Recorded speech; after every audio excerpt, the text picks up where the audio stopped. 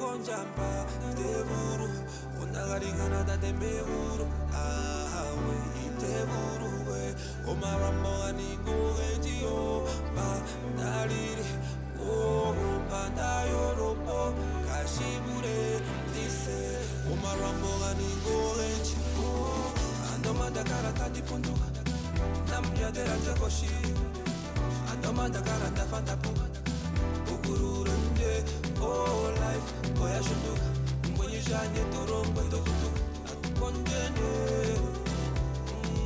boya rundurugu selimona ngama manu venishasela andasingenze selimona ngama manu venishasela andasingenze selimona ngama manu venishasela andasingenze selimona ngama manu venishasela andasingenze selimona ngama manu venishasela. Klasela right there, Prince Raven Ortega, Professor, and I believe Gaza is also part of the song. Good morning to all our viewers, our listeners out there. Welcome once again to the Morning Mix. Morning, gents. Moro. Moro. Good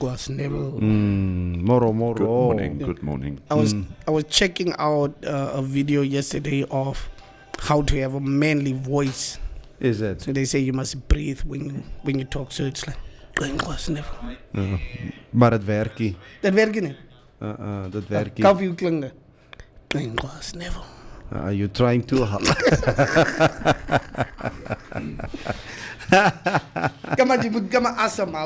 Moet je kan asemhalen. I know as I sit here, and it's something that I always say to a guy like Cubase.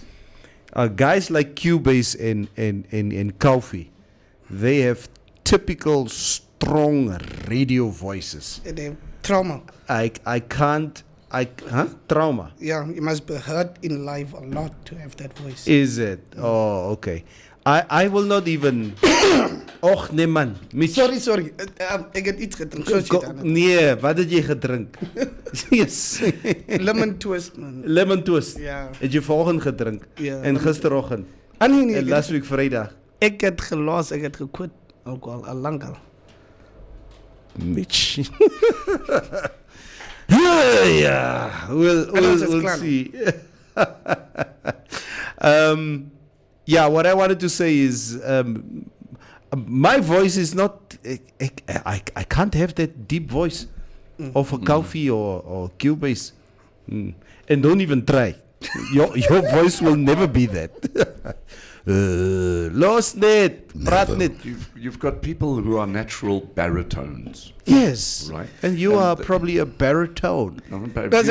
Never. Mitch is a sopran. You can hear Mitch is a sopran. So dat moet zeggen, zijn tweede stem is een alt. Yes. Dat is alt, niet de eerste stem.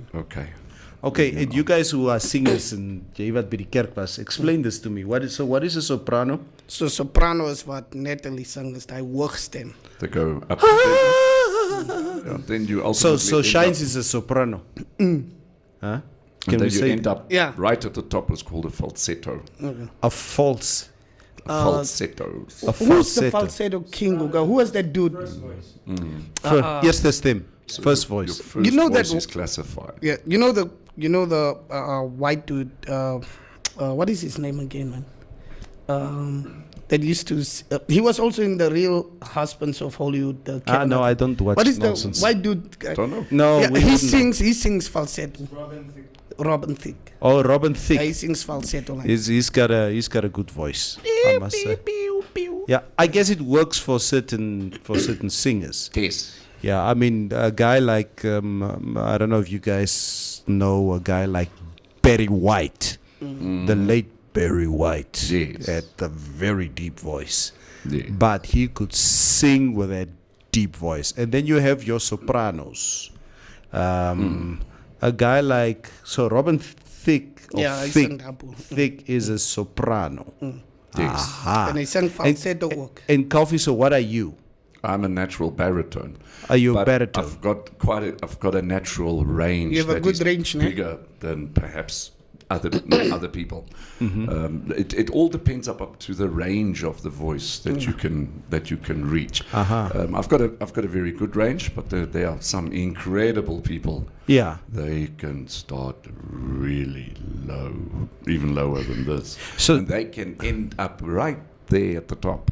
So And so, Shines, what are you as a singer? Because I was in a choir, I tried both. You are both. But what do you sing in your songs, like the R&B songs? It depends. Uh-huh. Could be good. If The you note ad-lib, probably. You always ad-lib in soprano. Okay. If you are doing your own backups and you do both. So you fluctuate between the... Yeah, tenor and alto.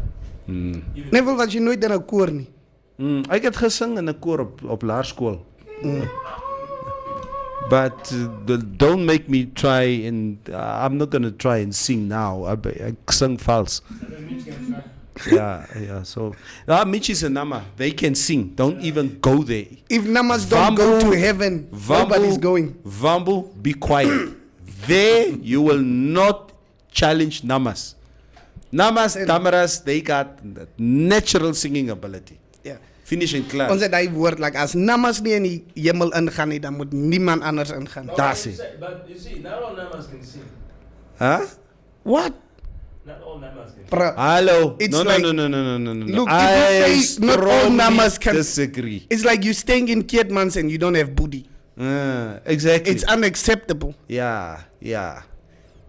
Kijk daar, nee. Kijk, when it comes to Tamaras and Namas, it's their natural ability to sing. It is optional with Hereros and Vambus. And namas moet net sing. It's I don't know why. Like even if you had a bar and a bunch of namas and tamaras are together and they get drunk, Ooh. the next thing you hear is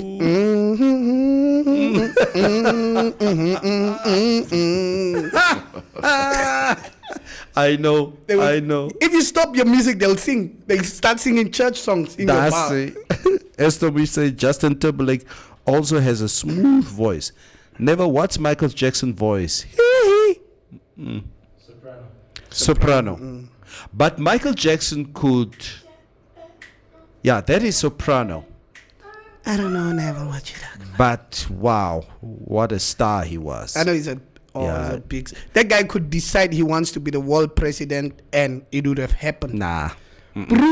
Nah, he's just Michael Jackson. Groot manne het gehuil oor die man. Nah. Manne, Ja, never. ja. Manly men. Hoor van Natalie, moenie laat ons nog dronk is nie, Neville. Ja. Rovera says, Hereros and Oshiwambo choirs are the most boring ever. I strongly agree. why are they boring? No. They sing like this. Nadiri purendi nawa, nadiri purendi nawa, oto kapeni. Then one voice says something. Toli tapewa. No. So what's wrong with that? Yeah, It's just boring. coffee. They sing in payments. Boring. Uruhere, oh mutaka, oh mache, oh vambo kavandu, They sing hymns mostly. They what? Sing Hymns. hymns. Like Hymns. from the Saint Emmanuel. Yeah, song. hymns, It yeah. sounds a little bit boring because it has that real. Do you know why they sing hymns in church and not hers? Because after every prayer they say amen and not our women. We must get Indilo in the studio to be one of our anchors. She must be one of the presenters here. Everybody. Taishon says, you must waiting till the Nama and Damara gets drunk. Hulle sing laat jy huil en kerk toe gaan. Die volgende dag. I agree. Bro, like it's I don't know why is that atmosphere in church now. Like when people sing, there's just this atmosphere like something like that speaks to your soul. Have you heard Soli de Gloria sing? I have no idea who Soli de Gloria is. Kom ek sê net gou 'n paar good mornings. Mutondenje says good morning MMC. Good mornings Taishon. Roviera, now you sound like you want to put in Neville. Ai, Kuru. Hey, sek. Ja, Ganji. Luister julle. Before we start with the rest of the program this morning, as I explained to you guys yesterday morning, that we are having a representative of the Ministry of Mines and Energy in studio this morning.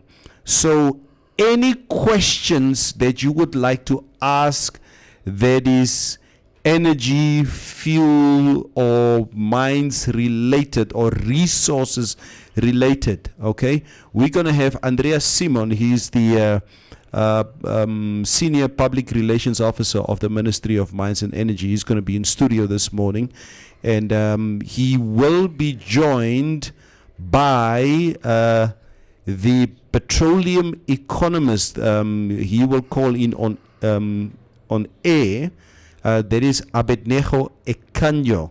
So all your questions about the fuel price and diamonds and whatever minerals that we as Namibians have, please get your questions and your comments ready, okay? And so that we can show a little bit of substance today in terms of what our understanding around this very important cornerstone of the Namibian economy is all about. Okay? So I guess what Neville is saying is that hard times are lying ahead.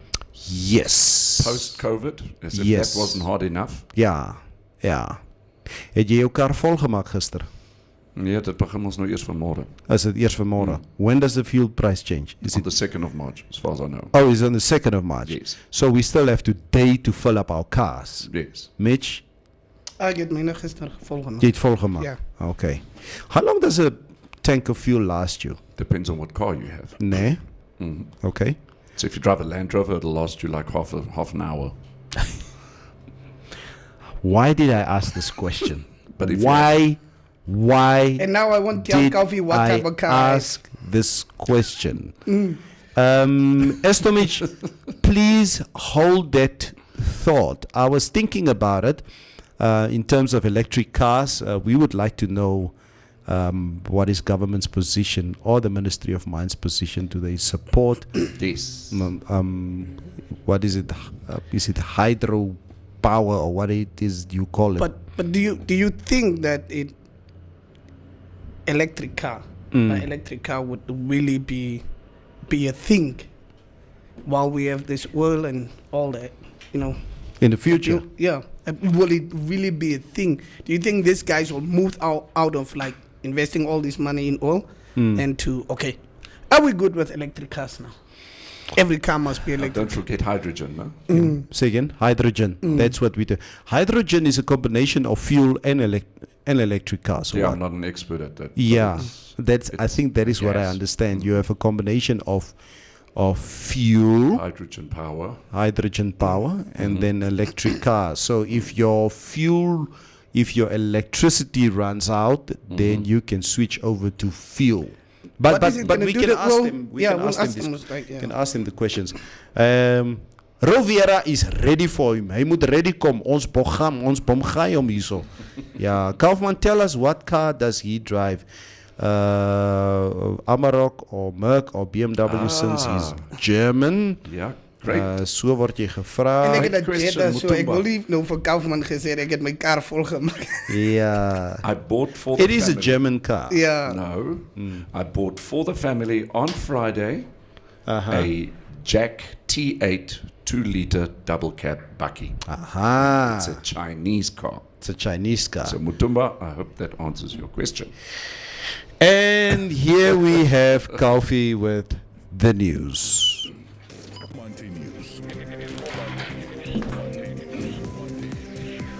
Nee, wie is ek? This is Informante Live, and these are our top stories. The Ministry of Mines and Energy announced a fuel price increase of $1.20 per litre for petrol and $1.30 per litre for diesel, which will come into effect on the 2nd of March. The adjustment means new pump prices in Walvis Bay will be at 17 Namibia dollars and 15 cents per litre for unleaded petrol, and 17 Namibia dollars and 28 cents per litre for diesel, while fuel prices for the rest of the country will be adjusted accordingly. The Ministry of Mines and Energy understands and acknowledges the difficulties which may be brought about by these adjustments. However, it is important to emphasize that those factors that contribute to the sharp and continual increases in fuel prices are beyond the control of the ministry, the ministry's executive director Simeon Legumba stated. According to the ministry, there is a mismatch between global oil supply and demand, which is partly because the Organization of the Petroleum Exporting Countries, also known as OPEC, reduced their supply and is now reluctant to increase it. This, plus the geopolitical tension in oil-producing countries, contributed to the increase in fuel prices. The ministry also explained that while the Namibia dollar increased against the US dollar in February, the appreciation of the Namibia dollar was not significant enough to offset the increase in fuel prices. Furthermore, considering the volatility of the markets, the ministry stated that more fuel increments can be expected in the coming months. The Roads Authority has issued an update on the roads that were temporarily closed in mid-February due to damage caused by heavy rains in the Kunini and Karas regions. The DR2628 road at the Unep River, as well as the DR212 road between Ausenkær and Roshpina, will remain closed to all traffic until further notice. The Roads Authority also stated that the Skellam River Bridge has also been closed due to flooding at the Skellam River. However, repairs have commenced and the rest of the MR128 road between Palembach and Sesfontein is open to all traffic. Several other roads have also been repaired and are fully operational. And finally, talks between Russian and Ukrainian delegations have ended and the two parties have returned to their capitals for consultations, a Ukrainian official said. A member of the Ukrainian delegation at ceasefire talks with Russia on Monday said the negotiations were difficult and the Russian side was biased, Reuters reported. The Russian side, unfortunately, still has a very biased view of the destructive processes it has launched, Ukrainian presidential advisor Mikhailo Podolyak said on Twitter. Russia has ramped up war efforts and President Vladimir Putin ordered his country's deterrent forces, including nuclear arms, to be placed on high alert. Russian forces have fired about 380 missiles at Ukrainian targets, and President Putin has committed nearly 75% of his pre-staged combat power into the Ukraine. Your Trustco share price today, the 1st of March, is at $1 Namibia and 30 cents per share. Taking a brief look at the financial indicators, the Namibia dollar is trading against the US dollar at 15 Namibia dollars and 20 cents, against the euro at 17 Namibia dollars, and against the British pound at 20 Namibia dollars and 40 cents. This is Informante Live, and these were our top stories. You can find more on our website, which is informante.web.na. Informante News. Informante News.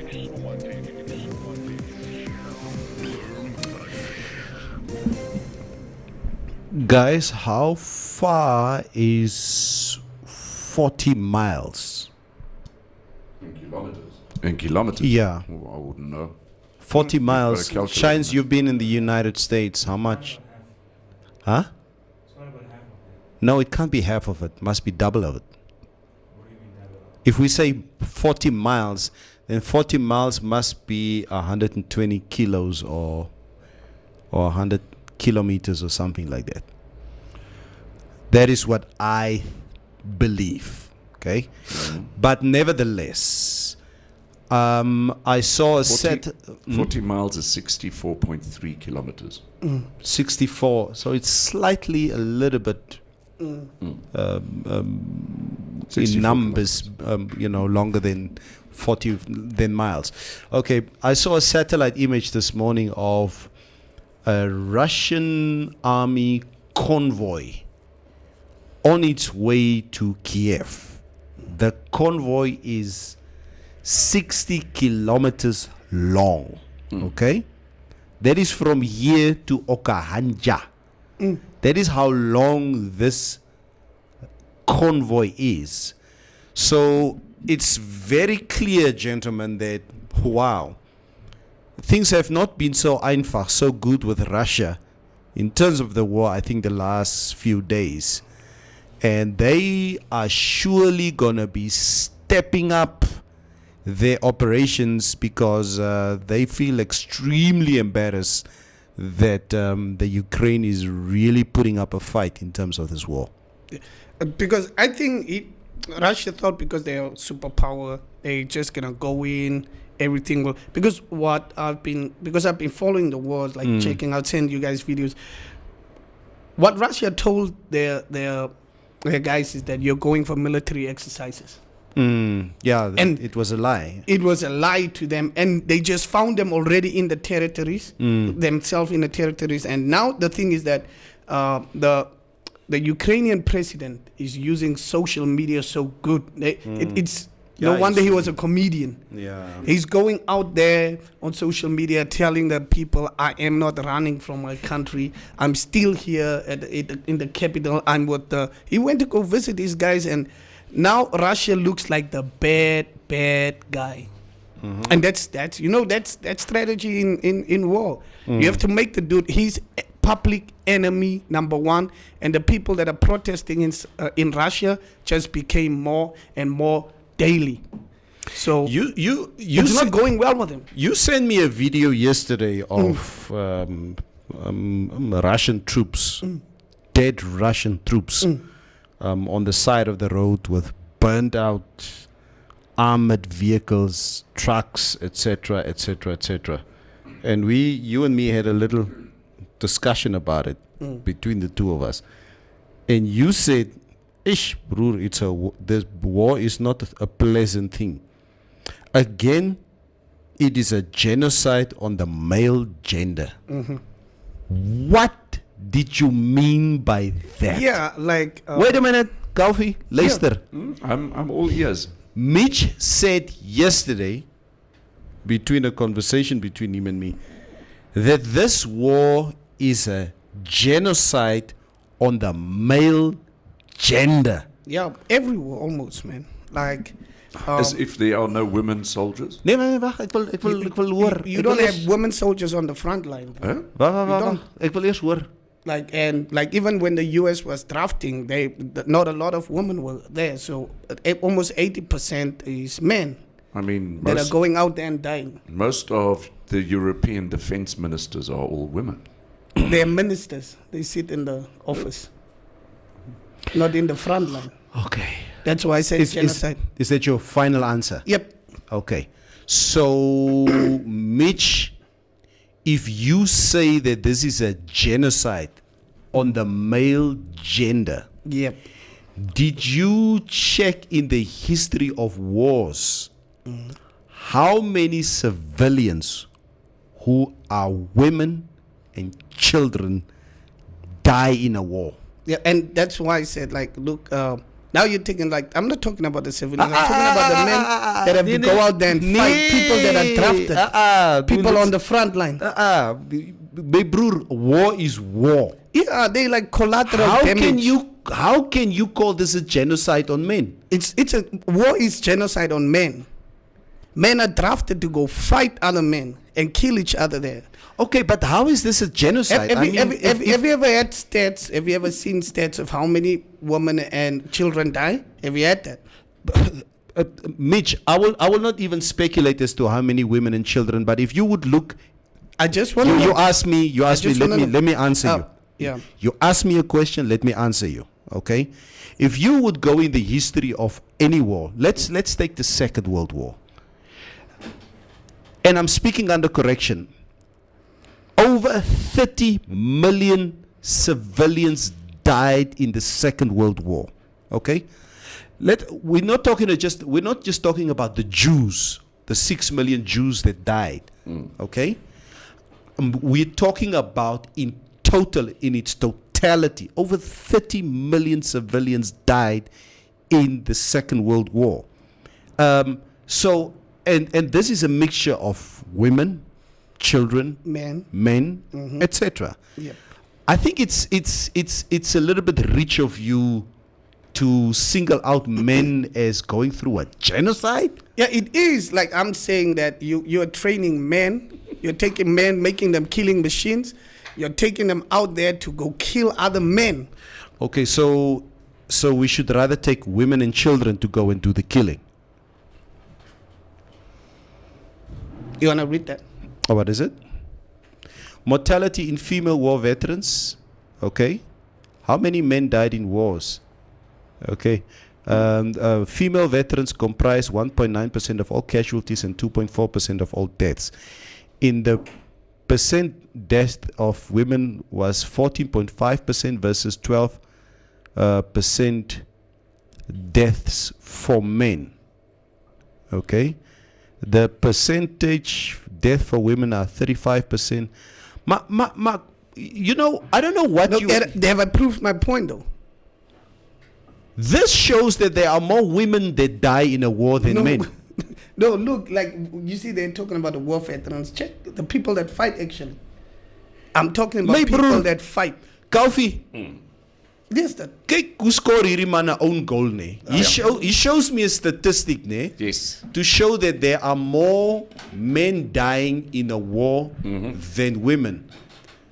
I open up this thing, nee. First, finish. Okay, finish, Neville. I'm opening up this thing, and it says 14.5% of women die versus 12% for men. Right. Okay, so So it's in contrast. In contrast to what he's saying, you just don't want me to finish because you know I have a point, Neville. Okay, nah. the OEF says the percentage death of women was 35.9% versus, and that is for women. That's the death for women versus 17% for men. So now let me show you. Honestly give the phone to me to read. I told you to read it because I have a point there. Okay, what is I your want to point? make a point. What is so the now point? you see, this is now like they're putting together everybody, like civilians, everybody, and not the people in the front line. That's what I want to tell you. But people that is- on the front line dying. That's what I'm saying. But Mitch, that is what war is about. The war is not about front line. It's about how many people die.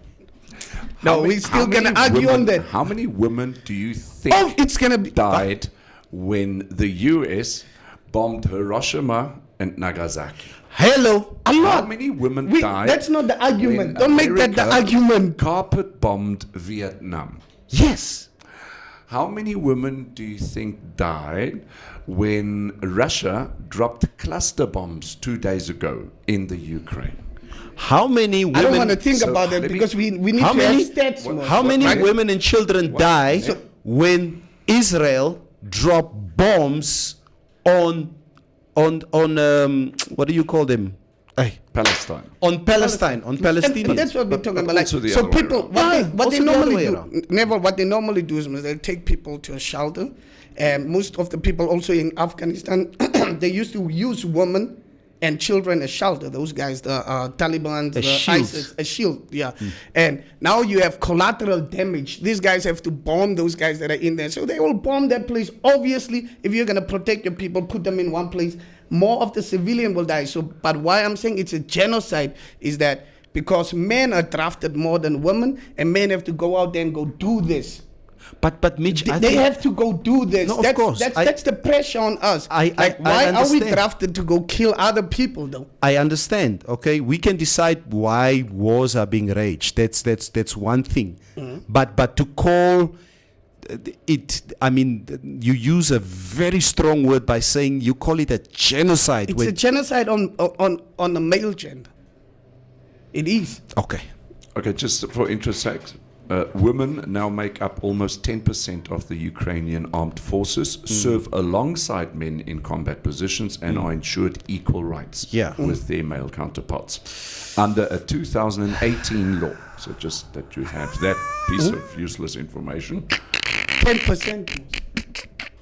10%, bro. 10% So to 90%. they need to be more. They must be 50-50. So they also bear that burden of killing other people and killing other women and children. Yeah. Ek is op met jou. Here. Ek is op. So every war that has been fought, it has been a genocide against men. That's a new analogy that I've heard. I've never heard something like this. It is, okay. man. It is. As jy speechless, Kofi. I am so speechless. I'm just looking at the coronavirus cases in Kom ons Namibia. doen gou die coronavirus cases Okay. and the weather so that we can quickly read some comments and then we can have our guests in the studio. So, newly confirmed Voordat hierdie 'n coronavirus fucking cases. genocide word. 7 newly confirmed cases in Namibia 17, recoveries 0. Active cases currently in Namibia 2,589 with 0 deaths as of late. Kofi, jy moet ook begin regkom asseblief. Can you just drop your cases a bit? Ons bly net daar by 2500. Ons bly net by 2500. Okay, but at least it's encouraging to hear that there are no deaths. Yes. Yeah. Okay, then as far as the weather is concerned, for today, the 1st of March, heavy falls are most likely in the north in places by midweek. The interior mostly sunny and hot to very hot in the south, elsewhere partly cloudy and warm to hot with a few isolated thunder showers. The coast partly cloudy and mild to warm with fog patches at first, and the wind moderate to fresh southerly to southwesterly.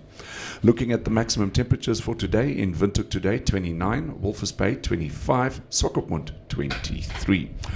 Then in Katima Mulilo 34, in Okakarara 31, and Omuthia 28, Ondangwa 28, Oshakati 28. Ochivarongo also 28, Riobot 29. Then in Marintal 38, and Keetmanshoop is at 34. To the east of the country, in Gubabis 32, and in Beitepos 31. And that's your weather. Thank you very much, Kofi. Ek gaan so 'n paar comments gou lees before we welcome our guests into the studio. Mutumba says, why us, Neville? I have some German farmer friends, a Volkswagen Amarok and Transporter Plus 1 cruiser for control. Germans are crazy loyal to their brands.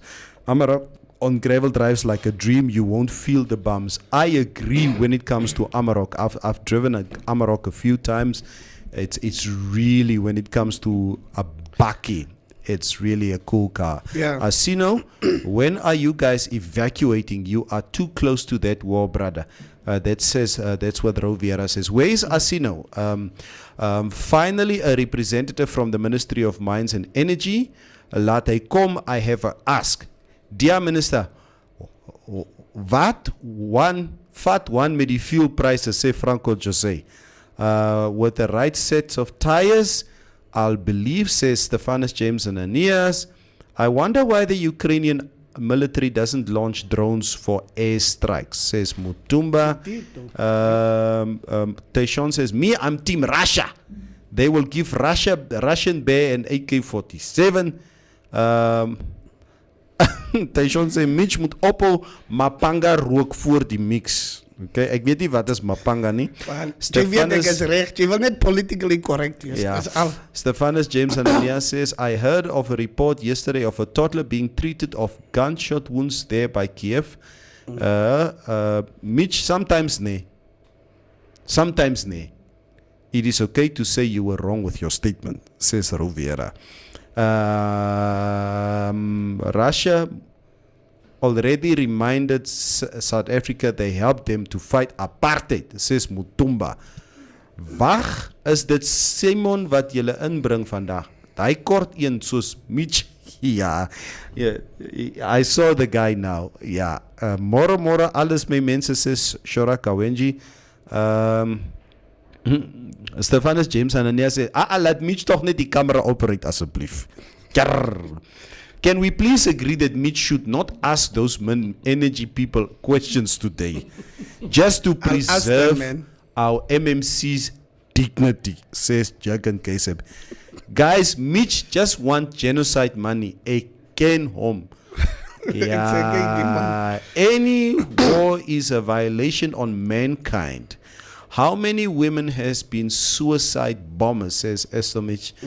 Mitch, you need to find a life partner. Jy's koud, jong, sê Regine Cathy. Stefano says ek wil aansoek doen vir Stompie se pos. Wie is HR? Stefan is dit graad 10, wat? Mutumba says, Mitch, your wording, you should say men are more likely to die in war than women because males are likely drafted into wars. Yeah. We should ask how long have women been in the military because women were only allowed into the American army only after 1958, after World War I. President Truman signed the Women's Armed Service Integration Act into American law. You're right. Flabbergasted is an understatement, says Muhausi Polly. Thank you very much. You've made your point. Let's have our guest in the studio today. Mitch, jy sal moet help nee om die camera so te shift. Yeah, but Kaufi, I think it's going to be quite an interesting discussion. Yes. That I've we're done going a little bit of preparation, and I've still got a whole bunch of thoughts in my mind, mulling it around because, this fuel increase came as a shocker. So it is definitely something that Namibia is going to have extremely huge difficulties to deal with. And the impact of our fuel increases now from 120 to 130, $1.20, $1.30 per liter is extremely significant. Yeah. So it'll be very interesting. It would be very, very interesting. As our guest is making his way into the studio. I'm telling you, Kaufi, as Andreas takes his seat, I'm telling you, it took some convincing to get him into the studio today. Not a lot of convincing. Sure. No, not a lot of convincing. I must say, when we spoke yesterday, he was very forthcoming in terms of us having this discussion. But obviously, you know what? Anybody who speaks on behalf of government, if you go into the lion's den where you are being asked questions, you got to be ready. But good morning, Andreas. Good morning. Morning, Neville. Welcome to the show. Good morning, Andreas. Good morning. Morning, Andreas. Good morning, man. On behalf of the Ministry of Mines and Energy, welcome to the Morning Mix. Thank you so much, and it's good to be here. You know what? And it's one thing that we keep on saying to ministers, celebrities, political figures, entrepreneurs, entertainers, everybody who makes their way to the studio. The atmosphere is very relaxing. It's a very friendly environment. No holds barred. Kai Topora is watching you at the moment. Kai Topora says, Andreas Simon, my head boy, Okahanja Senior Secondary, class of 2007. Yeah. Is that true, Andreas? That is absolutely correct. Okay, you're a boy from Okahanja. Yes, I am. Born and raised. Not born, but raised, yes. Is it? Yeah. Okay. Born where? Born Windhoek. Born Windhoek. Yeah. People are saying you're making Okanja Secondary proud, so... Yeah. Well, let's see. I hope. I don't want to preempt, but let's see. I hope that I do. You don't want to preempt anything. Yeah, no. Yeah. You know what? As we're watching the stream at the moment, everybody out there is like, laat kom. Are you serious? So this is actually live. It's live. Oh, wow. There's the camera right Oh, wow. there. People are You guys didn't tell me this. I thought it was just a general, radio interview. I told you. Oh, wow. Just come check here. Just make your way here. Just make your way here. So there you are, and everybody's talking on this side. Yeah, no. Well, Oh my goodness. but Neville, if I may, where's the brief that you were supposed to send me? No. I wasn't sending you any brief. Are you serious? I said to you, you know what, Andreas, this environment, you know what, we are not asking any trick questions here. We're keeping the show very generic. It's just a conversation. It's just a conversation. You don't need to You don't need to walk out of here asking yourself, "Grrr, I hope that the Tom is not watching this." Imagine he might be even be watching from Dubai, right? So Oh, okay. this guy, I'm gonna fire him. Yeah. No, It's good to be here. watching this. no, don't worry about it. I think what we always try to do when we're having our show is that we would like to always have a positive engagement with our guests, and it's really information sharing. And for me, for the life of me, I don't know about you guys, Andreas, and we spoke about this a few weeks ago as to what issues or topics in your life you want to control and which you don't want to have anything to do with. Especially the fuel prices. This is what we talked about. I said, listen, I don't want to stress too much about the fuel price, whether it goes up, whether it goes down, because I can't control it. So I don't want to stress myself too much around it. But there are other people who love to have this discussion. And a lot of times people ask on the show the questions when the fuel price is going up or it's going down, etc. There's a lot of questions that people do ask. So lastly, again, welcome Thank to you. the show. Thank you so much. Kalfi, is there something that you want to say? Just to say welcome at least. First of all, welcome. We look forward to having this wonderful conversation with you. Yeah. I've done a little bit of preparation from my angle, which I would like to introduce a little bit later. But yeah, maybe you could just tell us what are you guys all about? What mandates do you have in terms of the ministry? Just an overall thing in terms of what is it that you guys actually do? Yeah. What's your mandate? Yes, The Ministry of Mines mandate. We want to hear. Yeah, great. Thank you for this. And maybe if I may start off by just saying, look, the Ministry of Mines and Energy is a strategic ministry, right? That is number one. That means that we play a very important role in as far as contributing to the Namibian economy. So what we do is we've been mandated and tasked to actually take charge and take care of the country's geological, right, mining and energy resources. So with that in mind, that means that there's all this potential, right, that lies within our country when you look at it from a geological point of view, mining, and an energy point of view as well. So obviously this potential needs to be harnessed. Now, it being harnessed, you can only do that by obtaining rights, right? And these rights, we refer either to them as mineral rights or either energy rights, etc., etc. So when understanding that mandate, that also then means that we are a licensing entity. We issue licenses for you to be able to carry out certain activities within either the energy sector, the mining sector, etc., etc., etc. So now, by doing so, obviously we know that you don't just go mine or go engage in energy affairs just for the sake of it. Right? Yeah. You go in there because you want to make profits. And then when you make profits, that means that us as government, we can also then collect royalties and you can pay taxes. Sure. So that in a nutshell is what we do. So we are there to make sure that these resources that we have, that we take care of on behalf of the public, that these resources are actually utilized in a safe manner, in a meaningful manner, and in such a manner that they contribute to our economy. And when doing so, we then begin to see the public itself also benefiting from all this.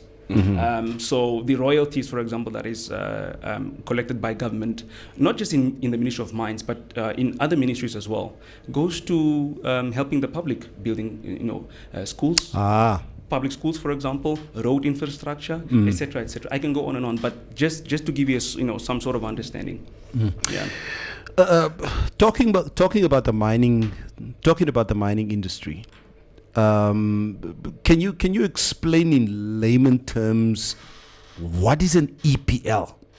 A lot of people, you hear many a times these jargon, these energy mines jargon is thrown around, and you hear only certain people perhaps are playing in this specific field. But what is an EPL, and how can you acquire an EPL in Namibia? For example. Well, an EPL is, I think, it's one of the most famous licenses or rights that are issued by the Ministry of Mines. And they're the ones that are also held by a lot of the people in the country, whether it be a general person, for example, who qualified to get it, or either a company, for example. So an EPL just means, in short, EPL is the acronym for Exploration Prospecting License. Exploration prospecting Yeah. license. Yeah. So that is a license that allows you to conduct exploration work in the country. So with exploration, we basically it's just research. You're It's just to, research. Yes. You're trying to find. First of all, you need to locate an area. Yes. You know, where you want to conduct these exploration works in, and then from there you need then to do mapping. For example, you need to do mapping because then that area will be it will be cut off for you. It depends. They come in different sizes and shapes, for example. And so with this EPL, it only allows you, like I said, to do research. You're not allowed to mine on it. Oh, It's only for exploration. Right? Okay. The moment, because you're trying to find a certain commodity. Okay. Once you found that, thank you. Once you found that commodity, yes. then you can then come back to the Ministry of Mines and Energy and apply for what we call a mining license. And that mining license is the one that then allows you to actually start conducting mining activities in the country. But in terms of EPL, it's only for exploration. You're only trying to find out what minerals are here. What is the quantity of these minerals? What's the grade of these minerals? How deep do they actually go beneath the earth? And if so, further quantifying it, you can actually reach to a solution where you can say, I can actually mine it for a certain number of years, for example. Wait a minute. So the costing of doing this exploration work, who does that costing go to? Is it at my own expense if you give me an EPL, or will there be any level of assistance from government side? Because you know what? I'm doing your little job for you. Okay? So if we do find diamonds very close to the Ugab River or wherever, okay? And another question, if I do find, after I've done my exploration, and we do find that this little area is actually very ripe in terms of mining, will I then have the first option as to acquiring a license with the ministry? That's you can obtain a license if that area that you've identified is not already occupied. If it's available, then it's fine. The system will not allow us to overlap, for example. We cannot be found or seen issuing licenses on top of an existing license. Of course. For example, but you can have a claim, a mining claim, within an EPL, for example. Right? I will explain maybe when we get there what a claim is. But just to answer you, before you ask that, maybe you can repeat what you just said. The very first question. Sorry. No, my question is basically just on the costing, right? On the costing side, will you be assisting me in my exploration conquest in terms of trying to find whether there are any minerals or resources in this specific area, or is the cost solely is it at my expense that I'm doing this? That is a very good question, but I will say fortunately not. Government will not assist you. Oh, okay. Right? Look, firstly, the mining sector is not for the faint-hearted. Yeah, ne? Right? You can't be a small guy in terms of financial capacity and say, I want to compete against the B2 Golds, for example. You can't. We need to be realistic. You are tapping into an industry where it is expected of you to actually create jobs, for example. It is expected of you to actually create value in terms of you extracting this commodity, etc., etc., etc. So if you have a $200, can you really, So even if you go to the bank now and you want to go apply for a home loan, there's some criteria that you need to meet, isn't it? So the bank won't just give you because you're a Namibian guy, here you go, here's a loan for the bank. What if you cannot pay back that loan? Yeah. So there are risks involved. Yeah. Now, unfortunately, the government does not give you funding for you to be able to go and engage in either exploration or mining. And also we need to understand exploration itself is high risk. It's ne? literally gambling. You know, Yeah. when you go to the casino, you've got your $1,000. You look, I'm going to gamble. That's what exploration is. Yeah. We talk. I think the public always speaks from a perspective of almost not knowing, and I also don't blame them. Maybe it's also us who are not informing them. But all I'm saying is that it's so high risk that a lot of the exploration companies, they would come into a certain place, not just in Namibia but anywhere across the globe. You come in there, you take millions. Not hundreds, not thousands, millions of dollars, whether these be in USD or that particular currency where they're operating in.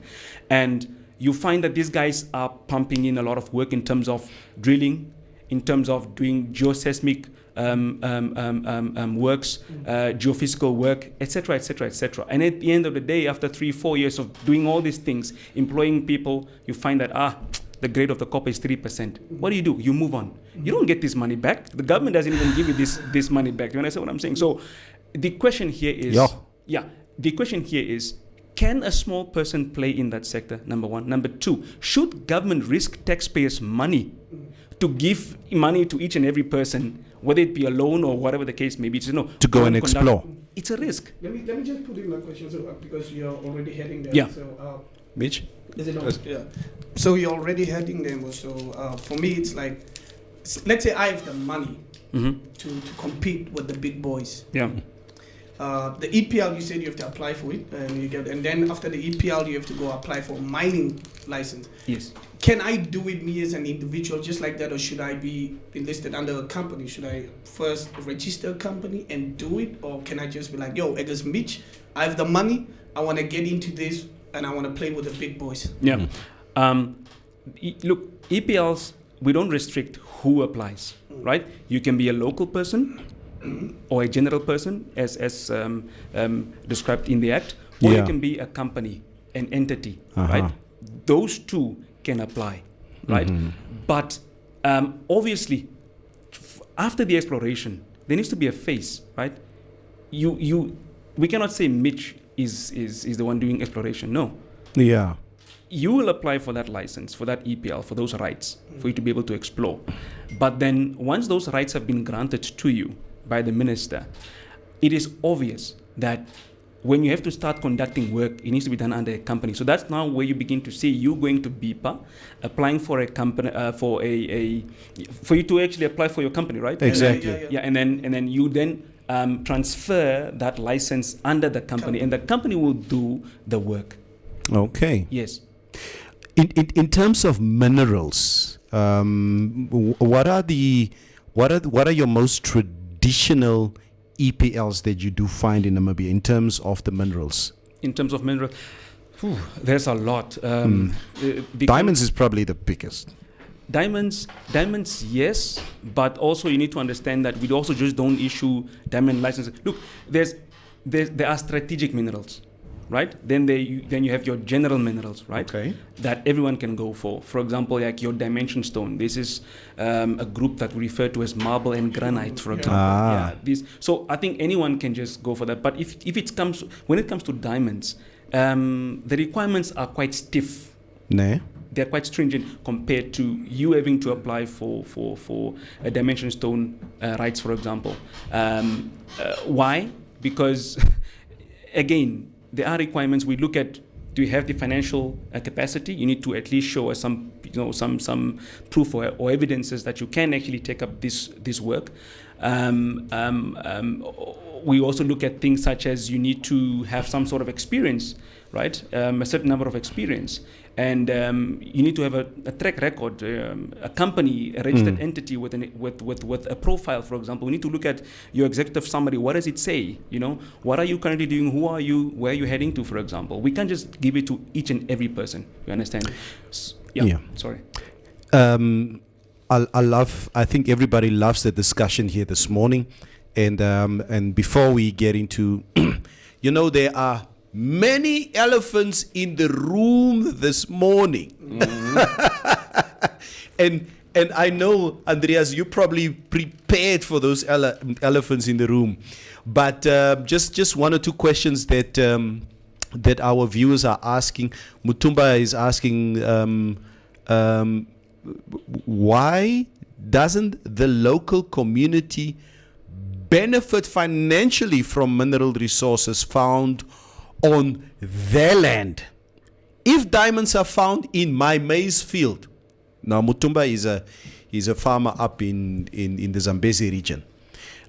If diamonds are found in my maize field, I should be entitled to at least 4 to 5% of diamonds wealth, not just a road or a school built by Neville Diamond Corporation. This is what Mutumba says. I don't know if you have any response to that.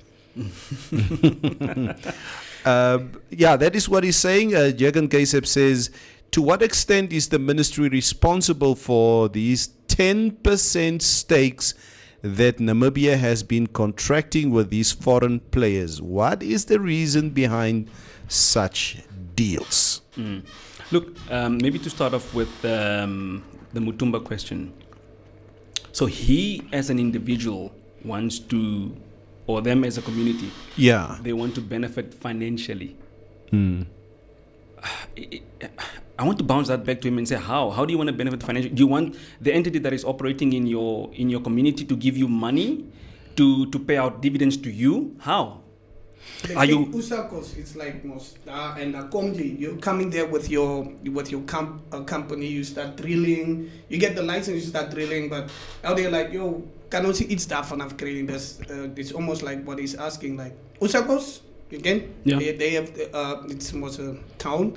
They have their own community. He's saying, well, how can they benefit directly from what you make? I think the question is more because I think the case study that I do think about is the cement factory very close to Tsumeb. What is it? Is it Ohorongo? Ohorongo cement. I'm just speaking under correction. I believe from Katatura stories is that the guy who owns the farm where they explored this specific, what do you call it? It's chalk. Is it the chalk? Yeah.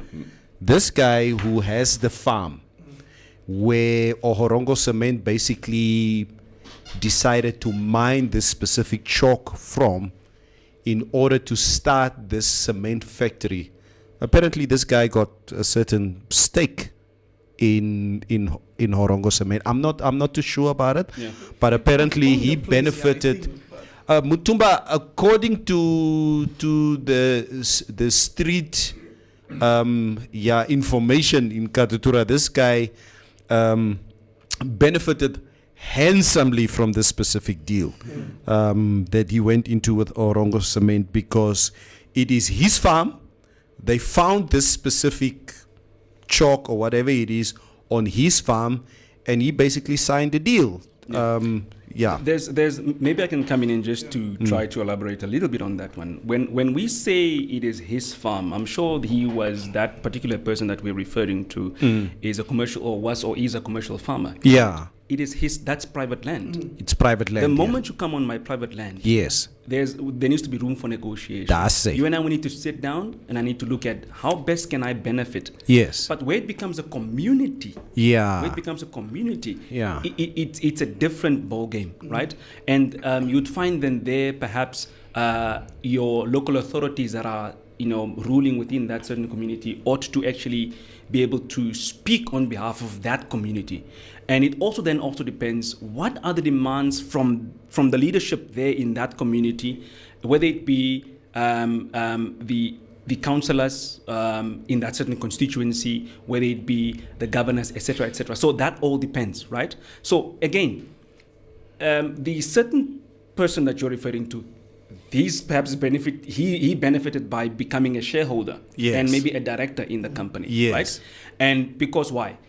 Perhaps he's sitting on a very viable deposit. He's sitting on a deposit that is of high value, high grade, for example. And for the investors, they maybe already have some historical data that they're sitting with, and it looks good. They maybe have some desktop research that was done, or maybe previous drilling data that was done on that particular site. Yeah. So they are sitting with a wealth of information that tells them, look, you cannot let this go.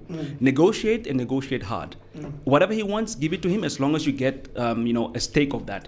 Maybe, I don't know, I'm just trying to sketch a scenario here. Yeah. Whereas for the community, we then begin to see the communities benefiting in other ways. They might not be benefiting as shareholders, unless, let's say, they have maybe made up some corporation, and that corporation maybe lobbies to get shares into that particular license. Maybe, I don't know. Yes, but where you don't have that element of you being a shareholder, when that is cut out, then the community is then expected to actually benefit through other means. For example, like the CSR that you just mentioned. They come in, they would build schools. You'd find some of them.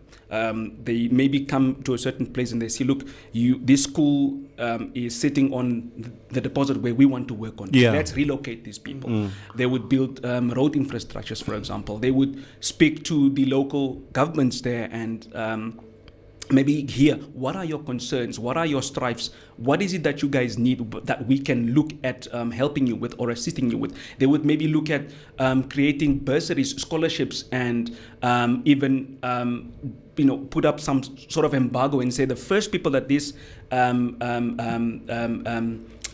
financial whatever should be awarded to should first go to the communities where we operate. Yeah. So there are those type of benefits that can come Jobs. from there. Jobs, obviously. Yeah. So Preferences yeah. are So where they are operating, they would say no. The first people that we need to employ are the people of Usakwas, for That's it. example. So yeah, those I don't know whether we've really, Yeah. but yeah. Yeah, but I wanted to ask the question because I think we're moving to the world topic right now. Yeah, it's Yeah. almost 10 o'clock and we Yeah. haven't touched our For oil. me, I deliberately left that one because people on the stream are like, I never leave this big boys talk. Ons wil die man vra oor juice.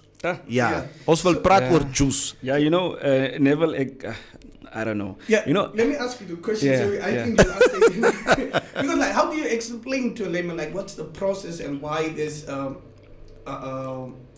rises in the oil price is happening? Because look, they read in the newspapers, like the guys from Dollar, my guys, they read, we just found oil, and suddenly we have a rising our oil prices, petrol prices. They're like, "Yo, maar ons moet." Maar ons het dan nou die dag petrol gekry daarso. Hoekom moet ons nou, how do you explain in layman terms to these guys why this is happening? I think maybe just to add to that, I think Kalfi, you got some technical questions that you and this is fuel related. Yes. Maybe in the same breath you can ask your question so that I see a whole list of figures. Like seriously, I'm not an economist. Yes, I'm not an economist, believe me. No, it's I'm not fine. an economist.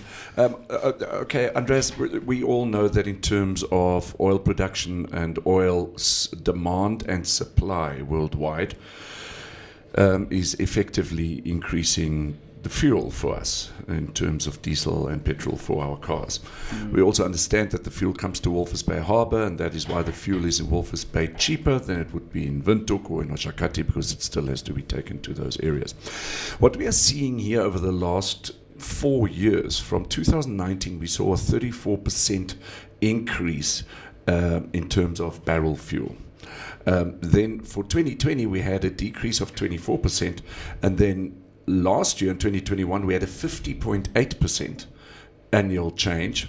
And in 2022, and we are now talking, I guess, the 2 months, January, February, we're now already standing at 27.82%. So adding all of that up comes up to about 110, almost close to 110%.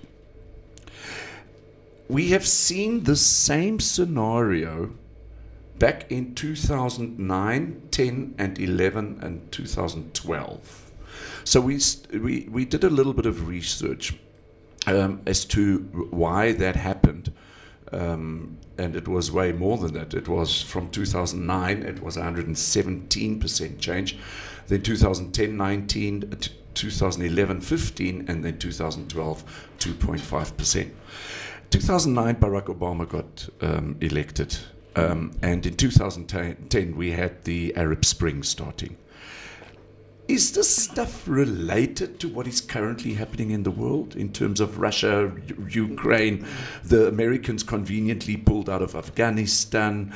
Are the entities that actually have the oil now keeping the oil back from us? The world is saying, we want more oil. We've now gone in. They said, okay, but hang on a moment.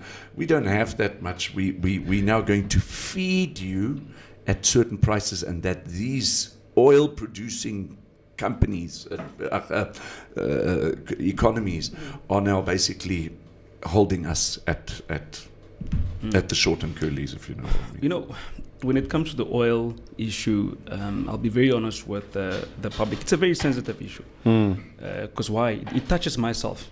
Even though you see my name in those media releases, we issue that, and I'm, my office is the one doing the announcement on behalf of the ministry. It's a sensitive topic because oil touches, it touches everything, right? Oh, sorry. It touches on everything. And so the moment you see, oil prices going up, whether it's just with a 20 cents, might not seem like a lot, but it is a lot. Because when you have to count those liters in terms of the volumes that you actually make use of, it becomes a lot. It might not be a lot if you're putting in for your single car, but for someone who's running a sector, who's part of the sector, who's playing, who's either doing industry work, etc., it becomes a lot. So what I'm saying is, it's a sensitive topic. And it is unfortunate that it is a topic that we need to discuss because of its sensitivity. We must be. It's not a topic we can just do away with. We must discuss it. We must address it, and we must be able to answer so that at least the public and those who benefit from consumptions of fuel actually, they have at least that sort of understanding. Now, to answer you, volatilities are there. You've just mentioned that they've been coming since 2009 until now. The oil market is never stable. It always goes up, and it's like the stock exchange. Yeah, it goes up, it goes down. Because why? There are certain entities that you've mentioned that control this, and these are cartels. For example, this is OPEC. I won't be shy about it. We all know. So OPEC basically stands. OPEC basically stands for the Organization of Petroleum Exporting Countries. And these guys are a group of entities. All the producers globally have come together and said, look, let's form, a house.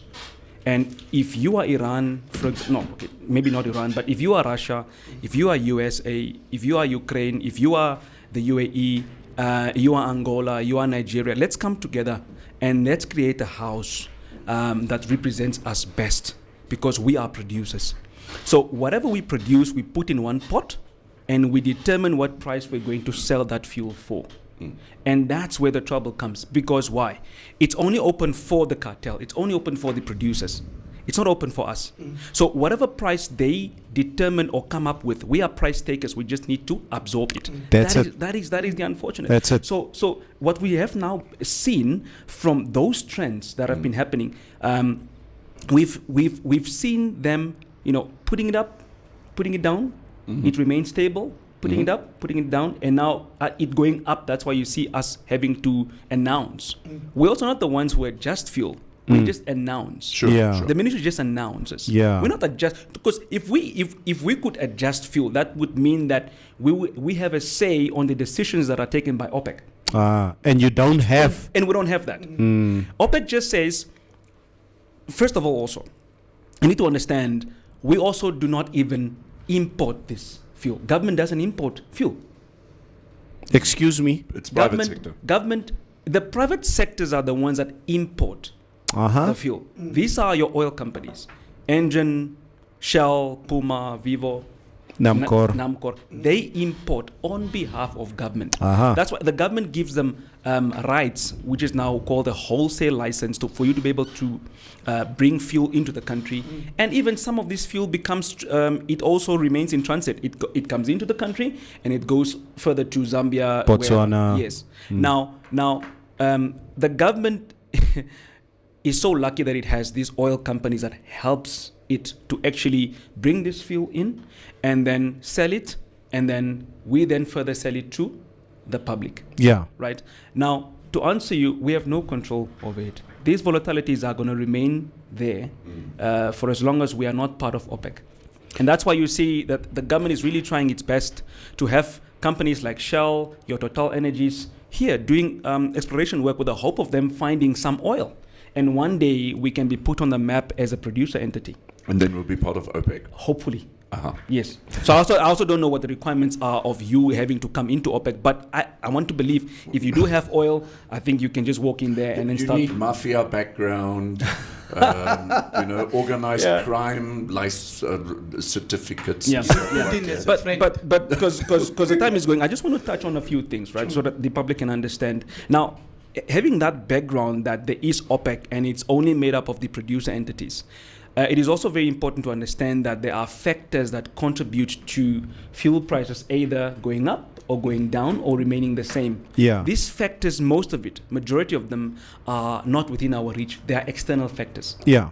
Factors, for example, such as the exchange rate, for example. Oil is traded at one currency, which is the USD, right? If the USD goes up against the NAM dollar, we are, for lack of a better word than sorry, we are screwed. Yeah, we're screwed. Yeah. So you do not want to see a situation or a case where the exchange rate or the US dollar goes up. Yeah. Once it goes up, it gains strength. And our Namibian dollar depreciates against the US dollar. My dear, would have to pay more to get the fuel here. Yeah. Right? That is one. The other factor is, you mentioned the per barrel price, right? Again, OPEC entities have the sole discretion to decide how much they're going to sell this fuel for. And the numbers are clear. If I can just give you an example. If you look at petrol, for example, right? Petrol prices last month, the per barrel price, they were selling at 96. Let's round it off to 97, right? Sure. 97 US dollars per barrel, right? It now went up with 107. From 97 to 107. That's what? That's 11, maybe 10, 11. Yes. That's a lot. Of course. In 1 month, it went up. And you have no control over it. We are price takers, we take it. That's one of the other factors, the per barrel price that we have no control over. So we don't sit at those negotiation tables and say, look, let us produce this much oil and let us sell it for this much. We have no control over that. And mind you, what's been happening now, we've been seeing when we're doing our studies and when we meet for the review meeting, we saw that these producers are actually producing less.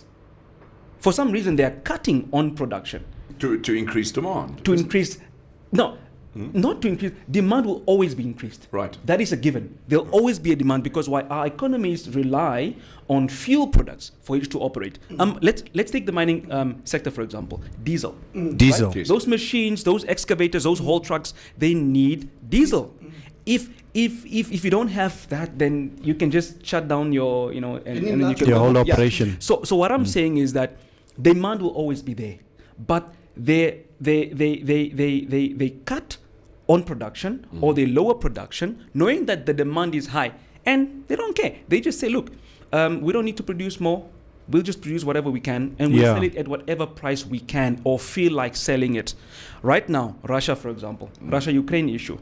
I'm sure a lot of the efforts of that government is geared or focused on the crisis, getting in more artillery, sweeping a bit more closer to Kiev, which is the capital city. Yes. That's where their attention is. Their attention is not in producing oil. Yeah. So they say, look, whatever we have in storage, just sell it at whatever price, as long as we can make money. That is what is happening, and we have no control over that. But Andreas, for example, the ongoing war between the Ukraine and Russia, can we attribute the current hike in the fuel price? I know where you're going to. Can we link it directly as to what is happening between those two countries? Yeah. I also don't want to say Russia. Look, the Russia-Ukraine issue does have a significant effect on the fuel prices, because it disrupts not just production but also the logistics. So yes, it does, and that's just one of the factors. I mentioned the US dollar I mentioned the per barrel, and then comes also the transport cost. What you pay for your logistics to get that fuel from wherever it is produced to here, it costs money. Okay. Just in terms of terminology, we're talking about a gas pipeline that runs from Russia to the shores of Europe. Into the EU, yeah. Yeah. What is that thing you call, Kofi? They're different streams. They're called Nord Stream 1 and Nord Yeah, I Stream see. 2, if I'm not mistaken. Yeah. Then there's another 2, 3 perhaps, Yeah. that are basically, it's Putin's gas, and that's supplied to What goes is through to Europe. The name of the one that goes to Germany. I think there are 2, I think. But the one that I think Germany turned off was Nord Stream 2. Guys, I'm just speaking under correction. Yeah. Sorry. The EU heavily relies on Russia for Yeah. supply of gas anyway. Yeah. You know what? Semantics, American English and the English that everybody else speaks, we need to differentiate between this. Americans call petrol, yo man, you got some gas money. My question here is the gas that we talk about here is not fuel. Are we talking about gas? No, it's gas. You mean Like gas? Gas. You mean Like the what gas that we're use in talking our about? gas. Our to cook. No. I'm talking about what, the pipeline that runs from Russia to... no, that is gas. That's gas. Yeah. Gas. I think it's LNG or something like that. Yeah. Ne? Yeah. It's not petrol we're No, talking no. about. Okay. No, yeah. it's not Just that. wanted to It's explain. not Because that. I also just thought it's petrol. Yeah. I was like, So, maybe I can just Yeah. give you guys an update how it works, Please, because yeah. I saw it work in London. Yeah. So let's say in London, all these houses, all these buildings, they've got literally gas pipes running Yes. everywhere. So the way that it comes into Europe, let's say from Putin, from there on the gas gets distributed by private organizations. So Yeah. you might have a gas salesman knock on your door in the 1 week and say, listen, our prices for the next 2 weeks is going to be this. Do you want to sign up? Yeah. And then, so you can literally at your doorstep change gas companies without having to change pipes or anything. It's just the supply. It's the supply. Because it is available. Yes. It's available, which we don't have here. Yeah. And that's why you begin to see these oil companies just putting up their prices. We just have to catch that. We have no other choice but to buy the oil, because we need that fuel for our industries to run. Our neighboring countries are in the exact same position we are. South Africa, Botswana, Angola. If they are not producers, yes. Okay. But people are asking here on the stream, why aren't we just getting oil from Angola? Even in a worse state, they're even in a worse state than us, because why? They don't have what we call the NEF in place. They don't have a tool or a mechanism to that cushion and soften that blow. Right. I want to expand on that, but you were saying something about Angola. With Yeah, but Angola, people are like, why don't we just get our it's fuel just from not that Angola? easy, because And they're it's part of OPEC, right? yes, Yeah. it's all about politics. Anywhere where you play in, you cannot go or do without politics. It's like saying you're saying, look, I don't care about culture. I don't want culture. Culture is it's around everything. Culture speaks to everything. The way you walk, the way you conduct yourself, the way you speak, the way you greet someone, it's guided by culture.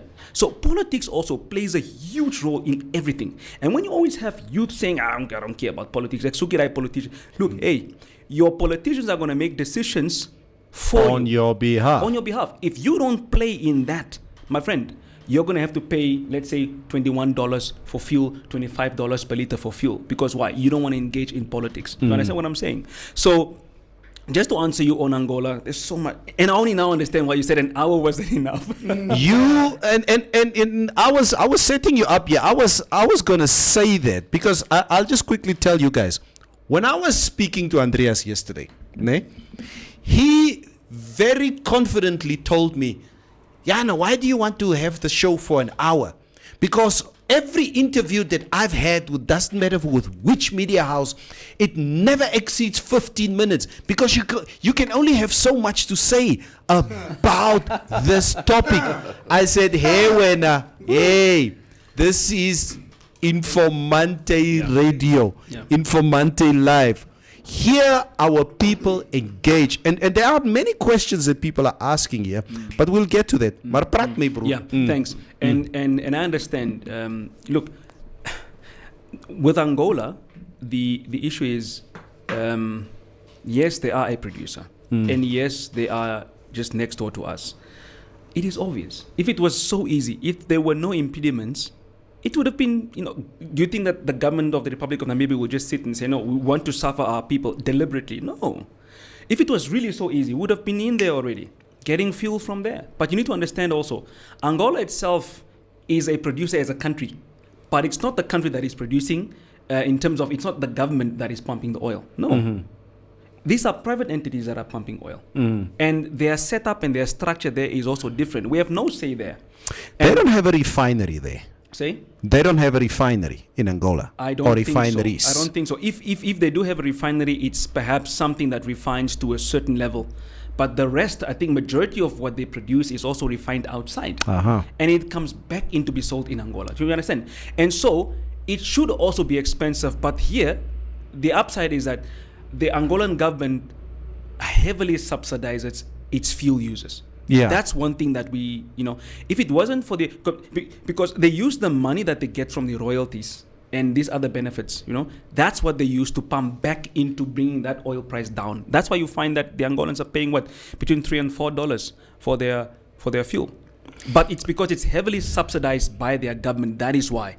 And if it was really so easy, if it wasn't, about politics, if it wasn't about the contracts that they have with their other private entities, we would have gone in there and just go get the oil, Yeah. And not just that, but if they also had a refinery, it would also be easy. Maybe then we can buy from them. But it's because they produce the crude and the crude has to go out for it to be further processed elsewhere. I'll read a few comments here. I think some of the comments or the questions that will be asked are probably some of the issues that we've already touched on. Mm-hmm.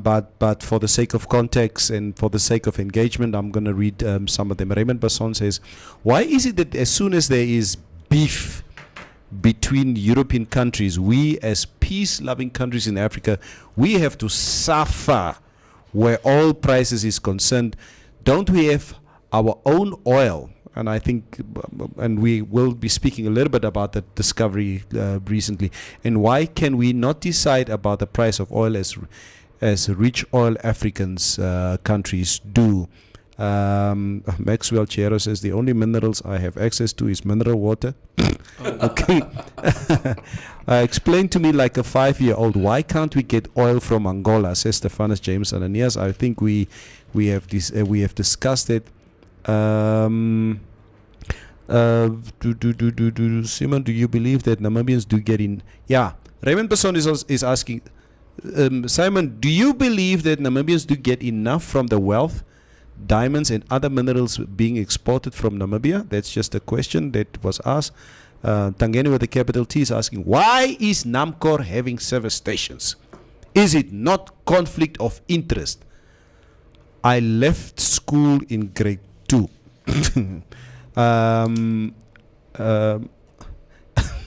Stephanus James Ananias says, man, ons soek Angola se fuel. Ons soekie OPEC stories die zoni. Guys, can we address we got the man in studio. Why was unleaded fuel removed from the tanks as it was cheaper? Why is the government not getting in fuel from Angola to help with the affordability? Why is government not doing anything? Mohausi Boli says, hey, Mr. Andreas, your PR skills are very good. Estomich is asking, Simon, how vital is it to invest in solar power plants? Okay. Shilako says your PR skills are impeccable, and Estomich, we're going to get also into what you're asking. I think in relation to what you are asking, Estomich. Andreas, on Sunday morning, I was in Walfish Bay at the Dunes Mall. And I saw this posting on social media that there is a specific BMW car parked there on show. And I got to this display area, and for the first time in my life, I see an electric car.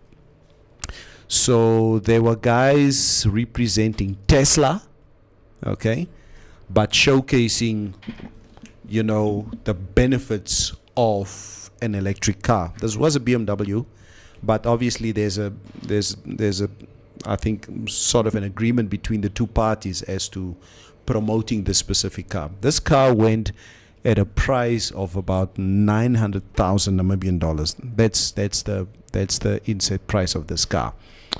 But this car only has a range of 260 kilometers. It's only that far that car can go. So you can basically only drive this electric car around Windhoek. If you decide you want to go to the coast, jy sal net tot in Karibop kom. Kom dat ding met 'n portable charger. Nee, en dit is die probleem. Hy kom nie met 'n portable charger in. If it comes with a portable charger, this guy was telling me it's going to take you at least an hour to charge before you can then proceed to Swakopmund. Andreas, what is your view on this conversion? And Kofi, you also talked about what's the thing?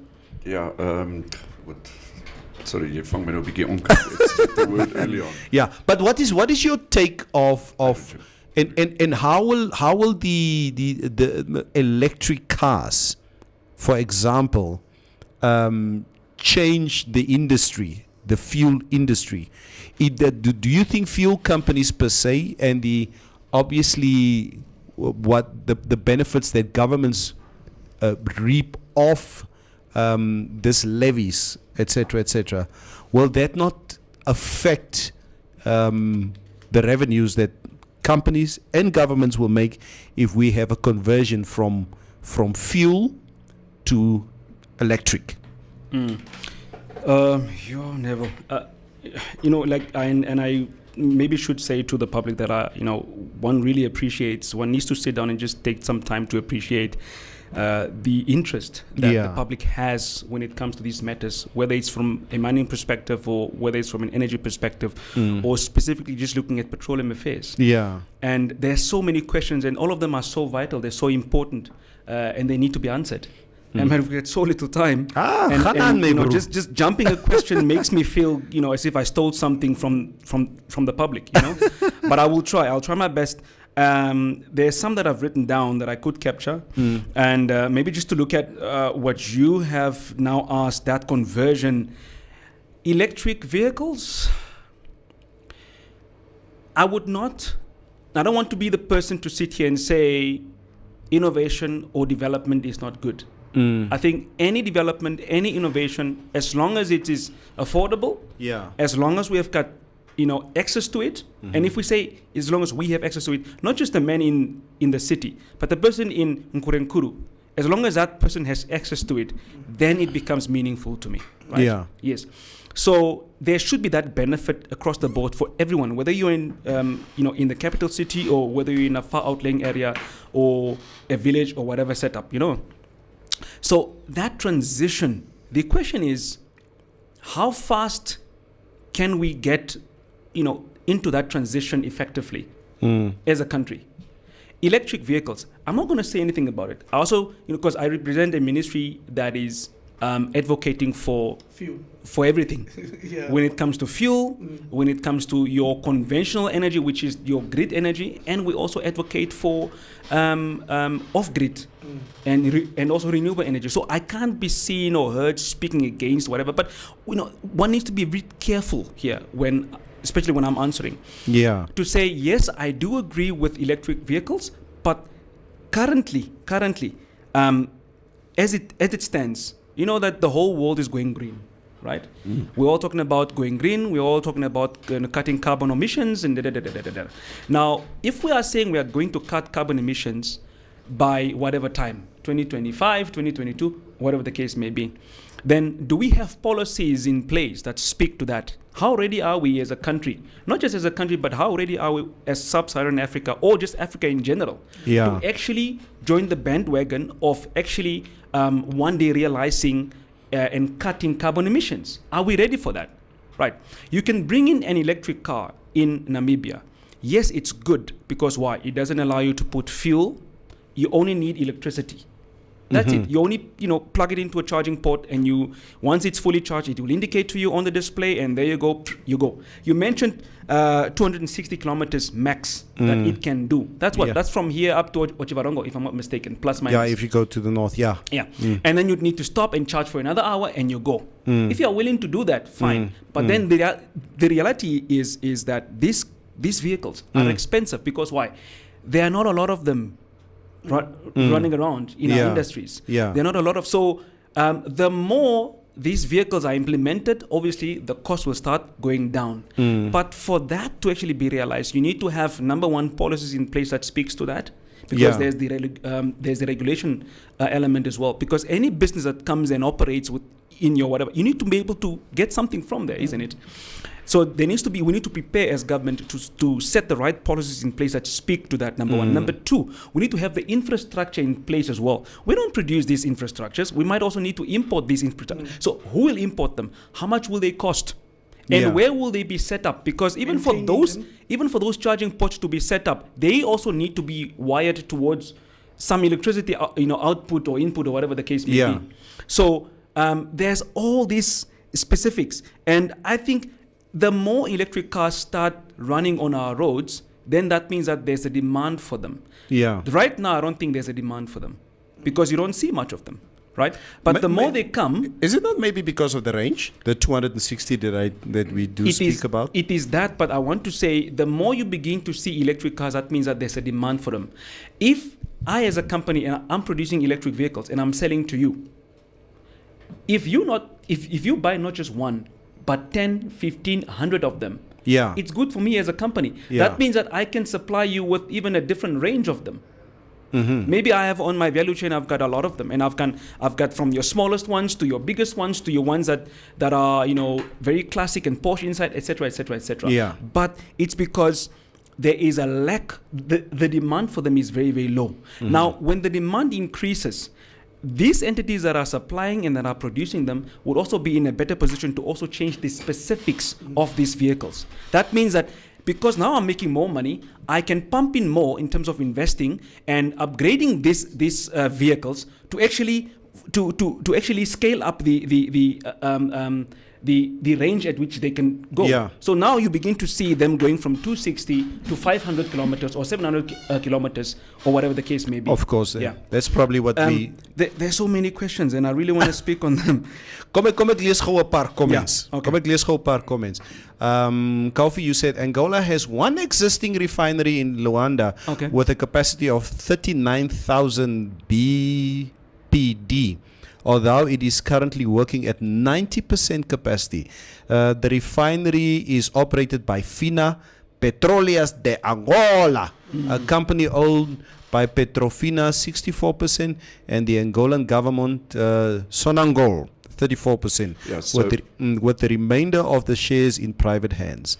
So if we're saying 39,000 BPT, that would be barrel per day. Oh, barrel per day. Aha. Rovera says, but even if it is private companies pumping, Angola is getting it cheaper and selling it cheaper. Why can't Namibia approach them and go through the process? It will help us as Namibians get fuel at a cheaper rate. This is what Rose says. Asinon Kambikiti. Hey, Ganjay. Yes, moet jy weer begin. He says, give the Angolan tender to James and Saki. Oh, wow. Those boys don't play. Mutumba says, what he's saying, we have fuel oligarchs playing with our pockets if our government goes against them. They can destabilize our government and country. Taishon says, sir, anything is possible. Just say you all don't see how you'll benefit from the Angolan fuel.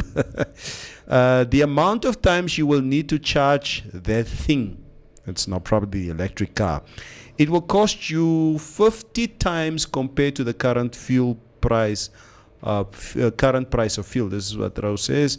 I'm sure electric cars are die mense gooi shades hier so against you, Andreas. They say electric cars are probably Andreas' biggest nightmare at the moment.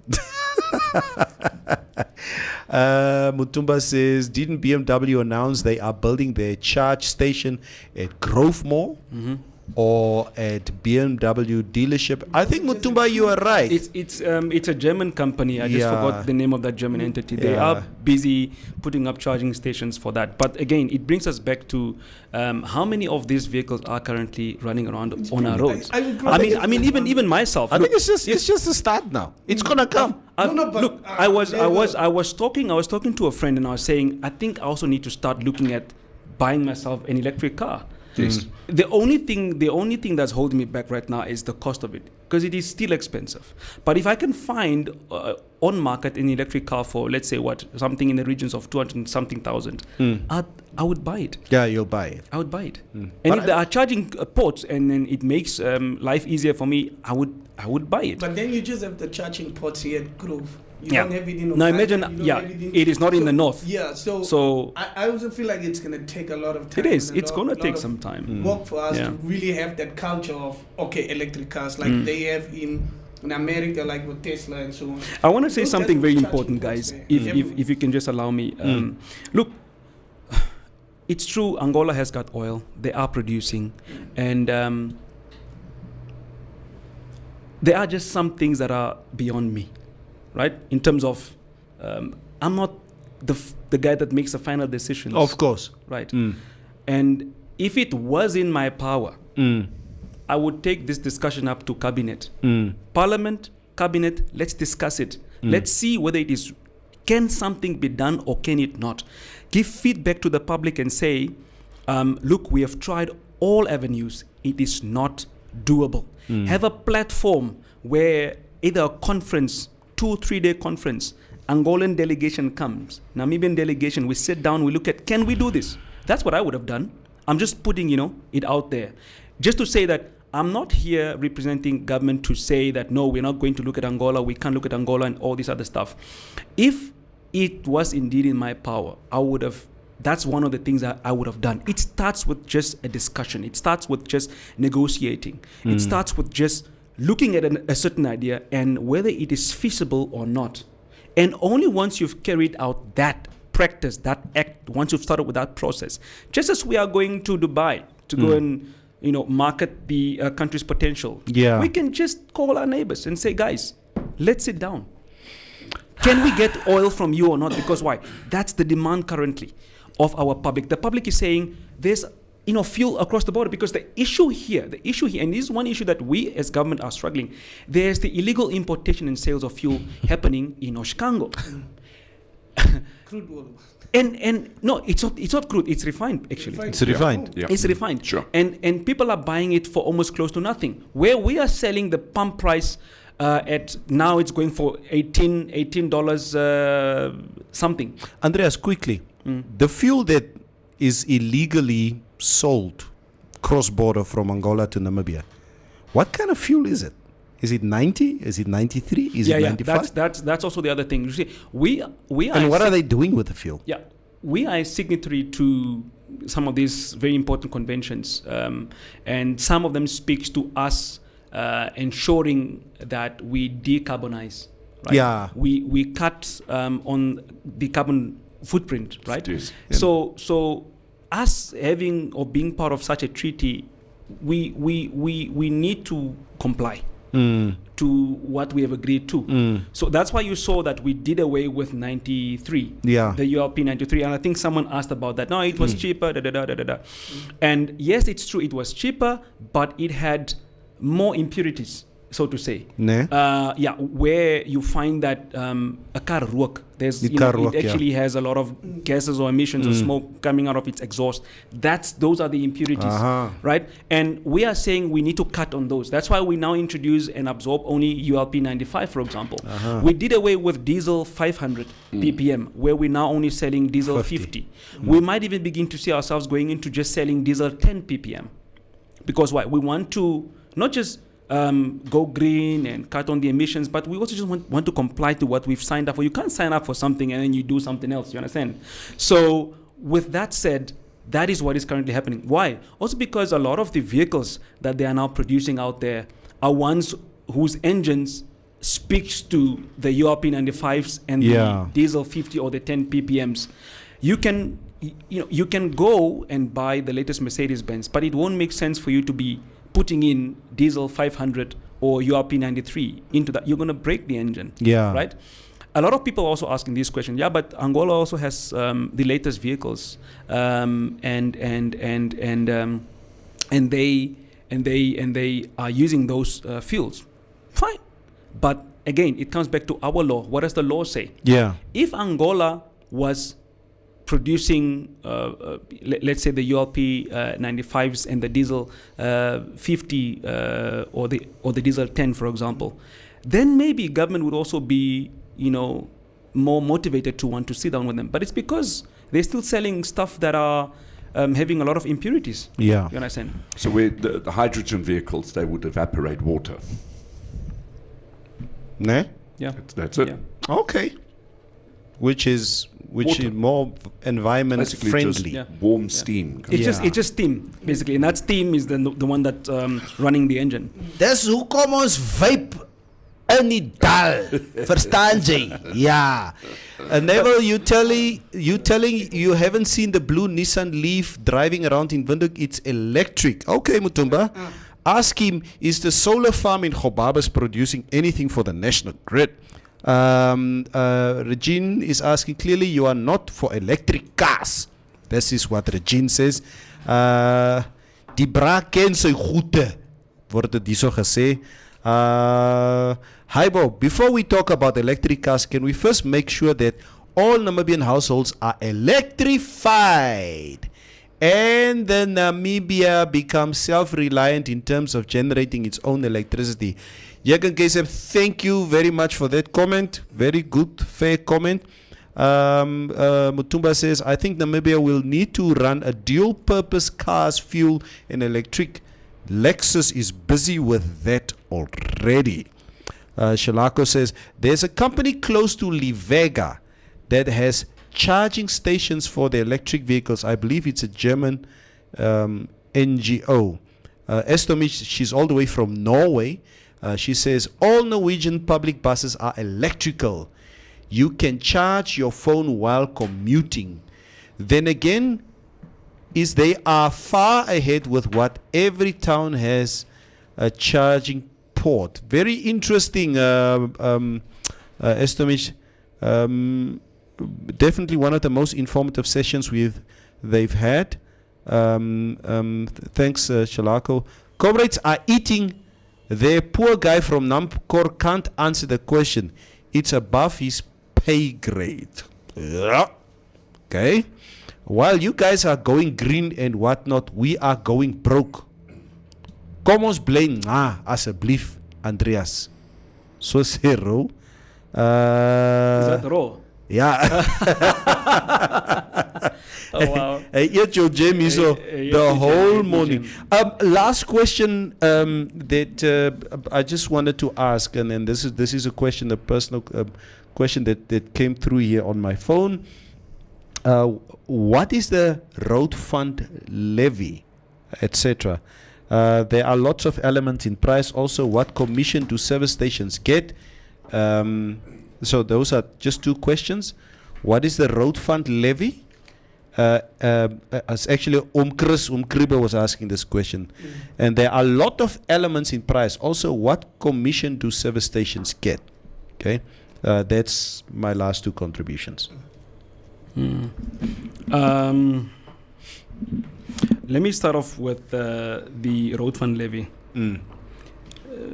Firstly, that is a levy that is built into the fuel price, right? So your fuel price is made up of a lot of components, not a lot, but just a couple of components, a few, such as your road fund levy, your MVA levy, and then also there is the road fund, the MVA, and there's also there's a third one. Sorry, I'll just check it up now. Yeah. But if I can speak on the road fund levy, that's the road fund administration levy that is built into your fuel price. The road fund administration collects when they put up that certain levy, they then collect monies. Yeah. And that money is then used to fund the upkeep of our road infrastructure.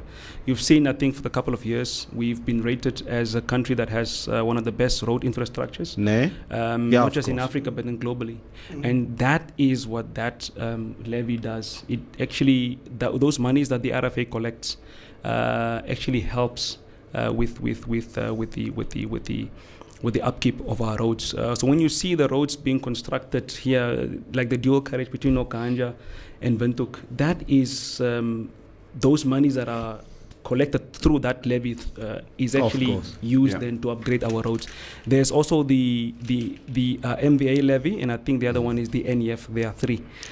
So the MVA one, there's also an amount as well that is collected. There's a levy that is collected as well to assist in motor vehicle accident victims. So when you end up in a car accident, any given person, then the MVA has collected money. They can actually pay for your hospital bills when you can't pay for them. Yes. Then there's the NEF levy. That's the third one. The NEF levy, we all know, it's used two ways. The NEF is actually a fund within the Ministry of Mines and Energy, where we collect a certain amount. I think that's $1.80 something cents. And let me just make sure so that I don't inform, because I have these stats here with me. While you're looking forward, I've got an additional question on this. Okay. So, Andreas, these included levies, the three that you were talking about. You know, when the fuel price goes up, obviously inflation goes up, things in the shops become more expensive because goods are being transported into the shops. And as goods are becoming more expensive, so does the VAT portion of that, which is then paid ultimately to inland revenue, also goes up. But what if you guys decide to go and speak to inland revenue and say, hang on a moment, why don't we just put it into the fuel price and remove VAT completely for everyone in the country? So that we don't pay VAT anymore, because it's then already included. You basically just put it ahead of it instead of behind everything we buy in shops. Sure, I don't know whether that would be possible, but I think the guys that might be able to answer you on that is Namra themselves. Namra. I think I should give you Namra has his number. They have their knives out for all of us at the moment. But maybe if I can just quickly because they're explain. getting more VAT and they're getting more petrol, and they're the ones smiling. There's the NEF levy, which is about 98 cents, right? That's built into your current fuel price. There's the MVA levy, which is 0.477 cents. And then there's also the road fund levy, which is $1.48. All this combined, it's close to what? Maybe $2 or $3. Right. That's what is built into your fuel price. But it's not just a deliberate us taking it from. These monies serve a certain purpose. Like the NEF levy, for example, those monies that are collected is then distributed twofold. One goes to the rural electrification program. Right. That's what government then uses to electrify rural areas. So where the grid cannot reach, that's where we come in and say we take from the fund, and then through the rural electrification program, we can then electrify certain government schools that are very, very far from the grid. That makes sense. And stuff like that. Yeah. And then the other fold is the fuel subsidy, where let's say, for example, the oil companies import fuel. First of all, the oil companies, they buy fuel for, let's say, maybe $17 per barrel, for example. And then when you look at our pump price here in Valfus, it is actually costing us 16. So which means that they have bought it for $1 more than what it is at the pump price. Right. The difference, they need to recover that back. That comes from the NEF. Okay. Yeah. I So see. that difference actually should wholly go on to the fuel consumer. But for So they pump it back. yes, so we take from you and we put it in a savings into a kitty, right? Just so that when it's extremely volatile, and we find that the oil companies have imported for more, the difference we then take from the savings. If so, fine, let us subsidize you. That is what it actually means. So you, the fuel consumer, you actually subsidize Directly yourself. benefit. Yes. Yes.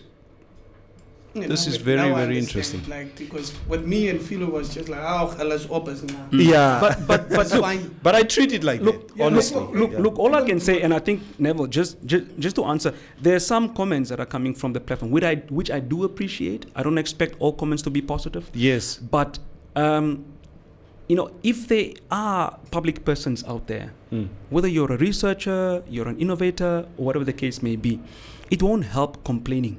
Come up with solutions. Yes. Right. If you're an engineer, for example, and you can innovate and you can do whatever, why should we always rely on the West or outside countries Exactly. to come up with this and that for us? But if you are there and you have a better idea and you have a better perspective, there are people that are learned, for example, sitting there with their PhDs, with their masters, and they're not doing anything.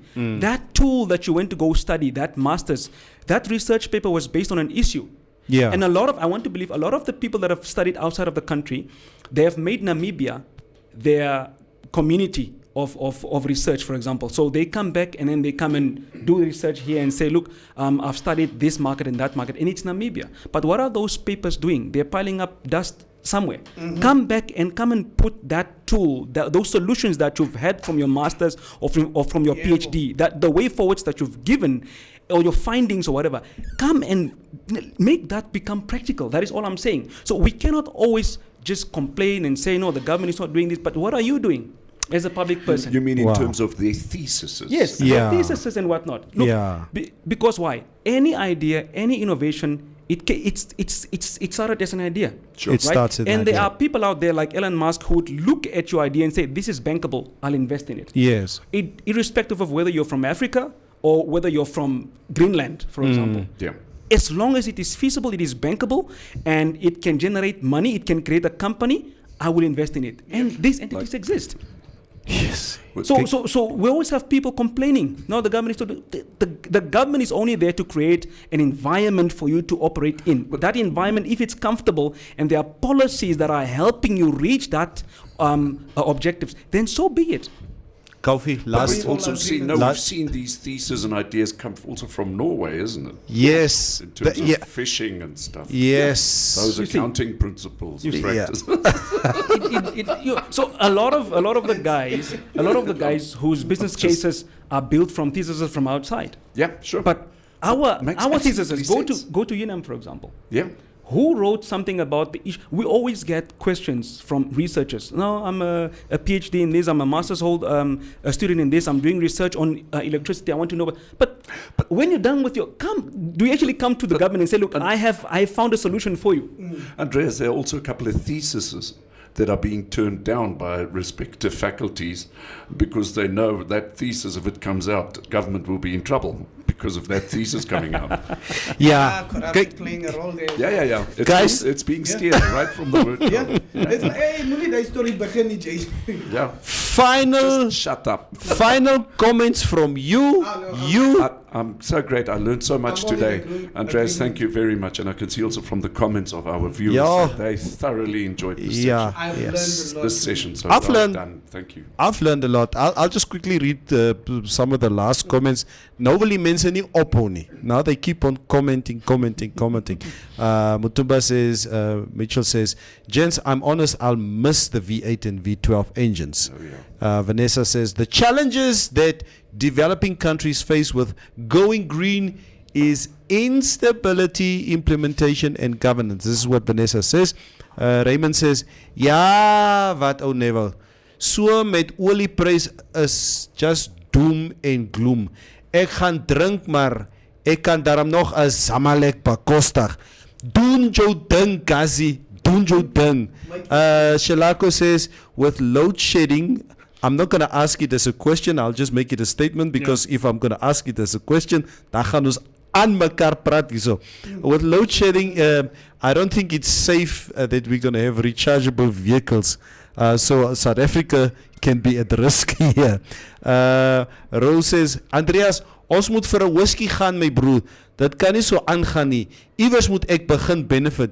Die friends wat mens het, maar kry niks uit hulle uit nie. So that is a question to you, Andreas.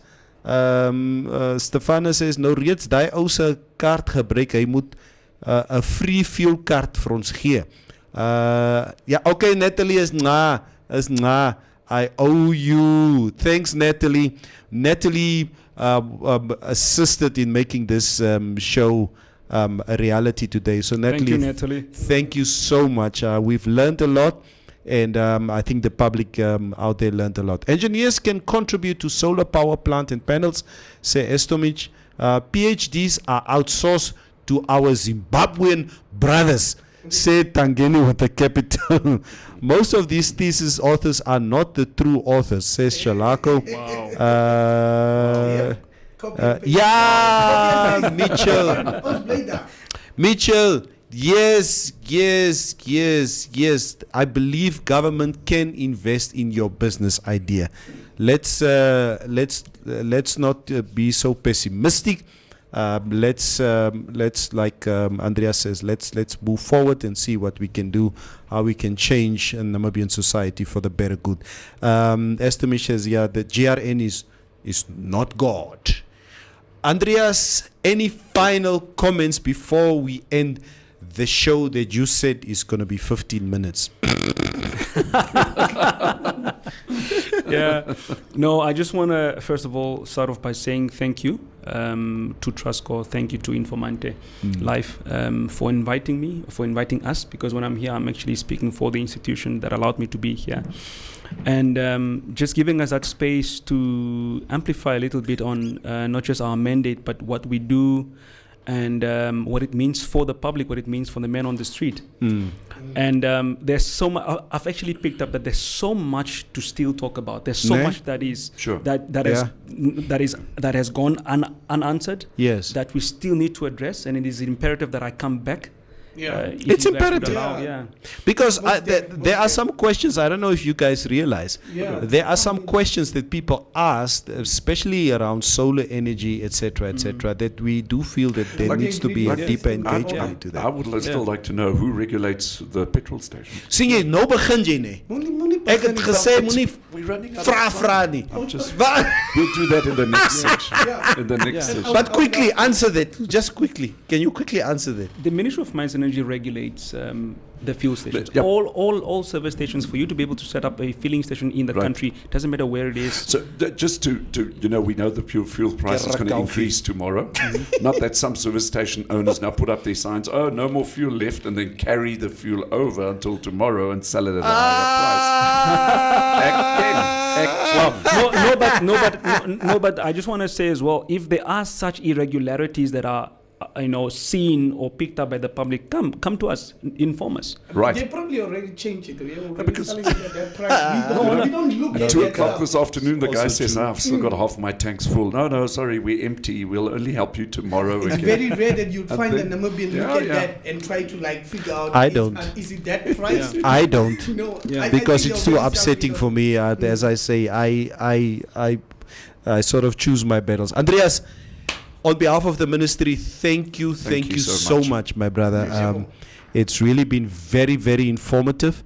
I think the majority of of our viewers and listeners really wanted to get to the bottom of exactly what regulates or what influences fuel prices, etc. But there are, it's extended. The energy sector is extended to so many other. And in terms of minerals also, I think as Namibians we need to have a better understanding of our diamond industry, our resources industry, so that we can understand how we can fill that specific space within the industry. Maar my bra, thank you so much. Guys, you were awesome today. Fantastic. All of you on the stream today, your comments, your opinions, everything, the questions that you kept on asking. That vase ons praat nie net oor Chwala hier op die show nie. Thank you so much. And Andreas, today you stood tall for the short guys. Yeah. Thank you so much, Andreas. Yeah. Because they always make fun of him. Yeah, for being shortcomers. Yeah. You know what? When I showed came them, in, Nadia received me from the entrance. In fact, she came to fetch me in the parking, and she was saying, Andreas, ek het hulle gesê jy's baie kort. So hulle moet eintlik vir jou 'n hoë stoel opsit. Sê, no, but why? I don't need a higher chair. I'm sure the microphones are adjustable. Like, come on, seriously. Like, seriously, I can just bring it down. I don't need to, to be elevated. Come on. Yeah, no, but I did stand tall, did I? You did. Very, did. very No, good. you did. You did. Yeah, yeah. Guys, sharp. Sharp. Blessed day. Thank you. Bye.